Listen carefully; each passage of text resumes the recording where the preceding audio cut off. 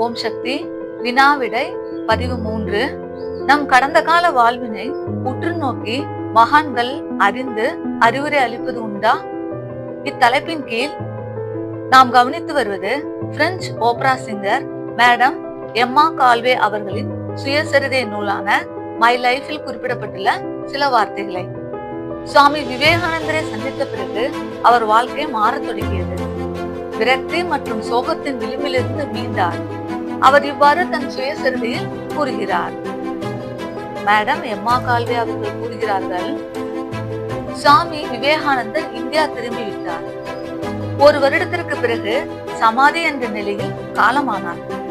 அதன் பின் பல வருடங்களுக்கு பிறகு நான் இந்தியாவில் பயணம் செய்த போது சுவாமி தனது கடைசி நாட்களை கழிந்த மடத்தை பார்வையிட விரும்பினேன்.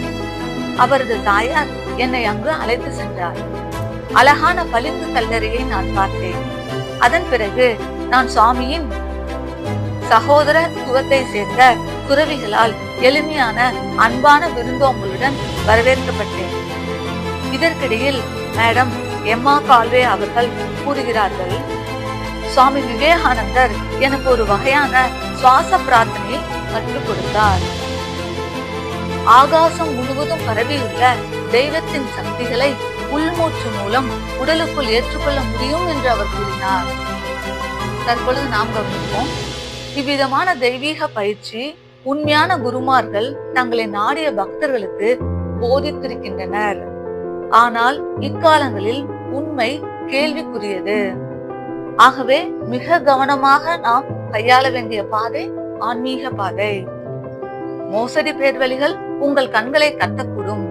உங்கள் இதயம் பேராசையற்று அமைதியுடன் குருவினை சிந்திக்கும் பொழுது தெளிவான வழிகாட்டுதல் கிடைக்கும். கபடமான மனிதர்களை குருமார்கள் என எண்ணுதல் கூடாது. அது மிக மோசமான விளைவுகளை நம் வாழ்வில் ஏற்படுத்திவிடும். நல்லெண்ண அடிப்படையில் நான் தெரிவிப்பது, யாரை நாம் குருவாக வணங்குகிறோமோ அவர்களின் தனித்தன்மையை அறிந்து கொண்டு பக்தி மற்றும் சேவையில் ஈடுபட வேண்டும். மீண்டும் கூறுகிறேன், போலிகளை உண்மை என்று எண்ணாதீர்கள், ஏமாறாதீர்கள். கவனமுடன் செல்ல வேண்டிய பாதையில் நாம் செல்ல வேண்டும். தொடர்ந்து கவனிப்போம்.